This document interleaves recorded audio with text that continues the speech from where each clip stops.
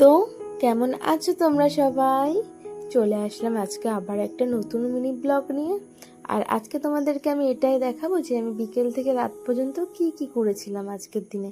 তো দেখতেই পেলে তোমরা আবহাওয়াটা এত সুন্দর। তারপরে এই যে আমি চলে গেছিলাম পড়াতে। তারপরে এই বোনটা একটু বললে যে দিদি তোমার ভিডিওটা একটু ক্যামেরাটা একটু অন করো, আমি একটু তোমার চ্যানেলে হাই বলে দিই।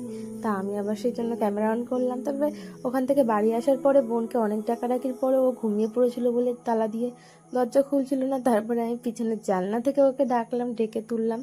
তারপরে ঘরে গিয়ে আমার যেটা কাজ, রান্না বান্না শুরু করে দিলাম। আর তারপরে দেখলাম যে বাবা আম নিয়ে এসছে। আর আম তো এখন প্রায় শেষই হয়ে গেছে, পাওয়াই যায় না। সেই জন্য আমি 3টে আম 150 টাকা দিয়ে নিয়ে এসছে। আর আমি রান্না বান্না একেবারেই নবডঙ্কা, যে খুব রান্না করতে পারি তা না। মাছ তো ভাজতেই পারি না, তার জন্য মাছ টাছ ভেঙে গেছে, মা এসে বকাবকি করছিল।